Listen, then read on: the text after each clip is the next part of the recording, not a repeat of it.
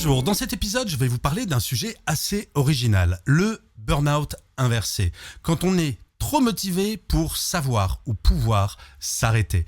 Je suis Gaël Châtelain-Berry, bienvenue sur mon podcast Happy Work, le podcast francophone audio le plus écouté sur le bien-être au travail et le management bienveillant. Est-ce que cela vous est déjà arrivé d'être tellement motivé par votre travail de ne plus compter vos heures? Moi, dans ma carrière, cela m'est arrivé un certain nombre de fois et cela peut m'arriver encore aujourd'hui avec mes nouveaux projets, que ce soit mon spectacle ou que ce soit un projet de scénario sur lequel je suis en train de travailler. Je ne compte plus mes heures et cela peut poser problème. Pourquoi est-ce que j'appelle cela le burn-out inversé? Eh bien parce que on a une énergie débordante, on a l'impression de pouvoir travailler 7 jours sur 7, 24 heures sur 24. Le problème, c'est qu'à un moment, eh bien, cela peut s'arrêter. Eh bien, je vais vous expliquer dans cet épisode comment gérer ces périodes d'hyper-motivation. Alors, pourquoi est-ce qu'être trop motivé, cela peut être trop dangereux?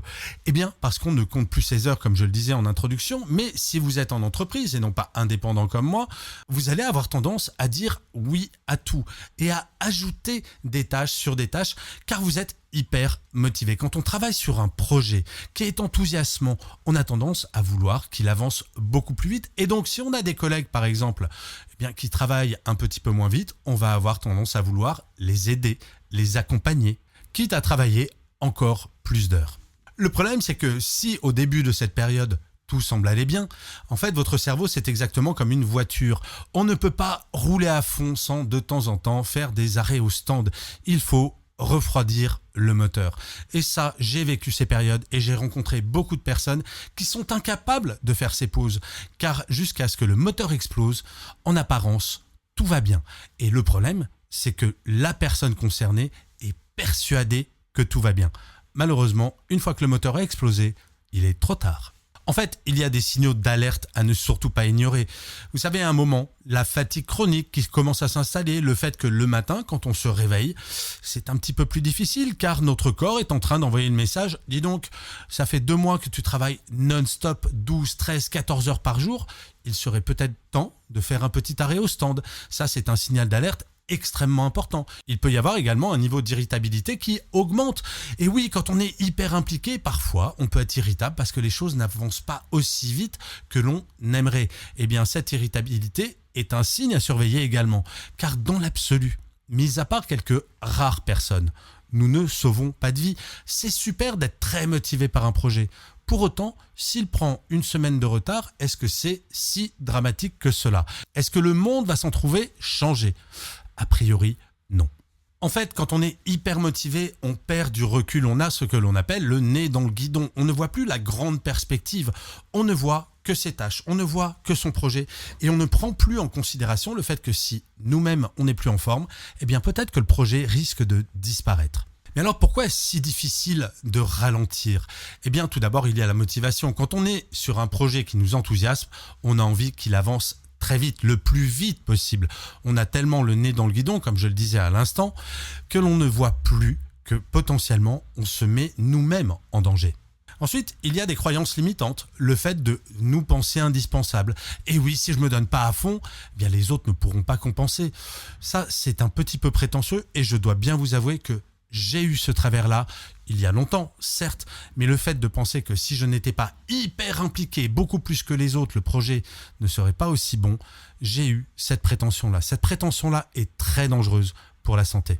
Il y a une autre pensée limitante qui est de dire « Oh non mais, je peux pas me plaindre, j'adore ce que je fais. » Oui, bien entendu, et je l'entends beaucoup, notamment chez des travailleurs indépendants qui vont me dire « Non mais c'est pas vraiment un travail. » Eh bien si, quand on travaille 12, 13 ou 15 heures par jour, c'est un travail, même si on est passionné. Il faut impérativement prendre soin de sa santé mentale, de sa santé physique.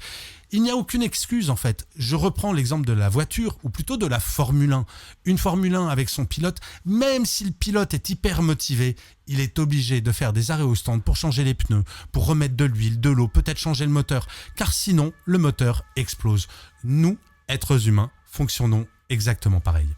En fait, il faut savoir mettre de côté quelque chose qui est très présent dans notre société, qui est la valorisation de la surimplication. Vous savez, les gens qui vont dire « Oh là là, qu'est-ce qu'il est motivé celui-là, il travaille 15 heures par jour, il envoie des emails à 2 heures du matin. » Et il y a une sorte de regard valorisant sur ces personnes. D'où l'importance dans les entreprises de changer cette culture d'entreprise et non pas de valoriser l'hyper-implication, mais juste les résultats. Mais pour ce faire, il faut que chaque personne soit acteur de ce changement. Et en fait, ce qu'il faut, c'est apprendre à vous mettre des limites. Même si vous êtes hyper motivé, dites-vous qu'il est fondamental de prendre des moments de repos, de pause.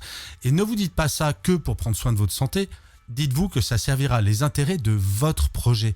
Car oui, plus on est en bonne santé physique et psychologique, plus on est créatif, plus on est productif et plus on va avancer vite. C'est un investissement. Repensez à l'exemple de la Formule 1. Une Formule 1 qui ne fait aucun arrêt au stand, elle n'arrivera pas à la ligne d'arrivée. Sur vos projets, c'est exactement la même chose. En fait, ce qui est important, c'est de se ménager des moments de vide, de rien, où vous prenez soin de vous, où vous vous reposez, de vous dire, par exemple, ce soir, je vais partir à 16h. Pourquoi ? Mais parce que j'ai envie d'aller papoter avec des amis, de faire du sport avec mes enfants, ce que vous voulez, mais de prendre soin de vous. Il n'existe pas de cas où si le travail prend toute la place, ça ne finit pas mal. Et donc, prendre conscience de cela, c'est aussi servir les intérêts de votre travail. C'est ça qui est absolument fabuleux. En fait, ce qui est fondamental, c'est de repenser votre rapport à l'engagement. Ce qui est important, c'est de durer, non pas de briller pendant 2, 3 ou 4 mois. Oui, c'est très impressionnant de voir quelqu'un s'impliquer à travailler 15 heures par jour pendant des mois. Mais si cette personne, à un moment, finit par faire un burn-out et disparaît pendant 1 an, à quoi ça sert ? À quoi bon ? Il est donc important de repenser votre rapport à l'engagement, non pas en vous disant « je vais moins m'impliquer ». Non, il faut s'impliquer différemment, en intégrant le fait que les pauses, que la relaxation, que la prise de distance, c'est également au service de votre performance in fine. En fait, si vous ne deviez retenir qu'une seule chose de cet épisode, c'est que oui, c'est très tentant, c'est très séduisant de s'impliquer à fond dans un dossier, notamment quand on est en début de carrière, on a le sentiment que si on donne tout, on va émerger. Alors oui, cela peut marcher à très court terme. Par contre, à moyen et long terme, je ne compte plus le nombre de jeunes salariés qui sont impliqués comme ça pendant 1, 2 ou 3 ans et qui ont fini par exploser en vol avec un burn-out. Il est important, dès le début de sa carrière, de prendre conscience qu'il faut prendre soin de soi pour pouvoir être le plus efficace possible.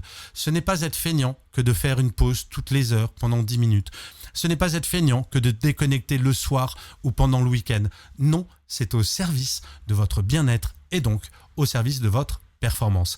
Et vous alors, est-ce que ça vous est déjà arrivé de vous surinvestir dans une mission et d'avoir explosé en vol ? Ou au contraire, est-ce que vous ne vous posez pas trop la question ? J'adorerais que vous le mettiez en commentaire. Je lis absolument tous les commentaires et je réponds à tous. J'adore ça.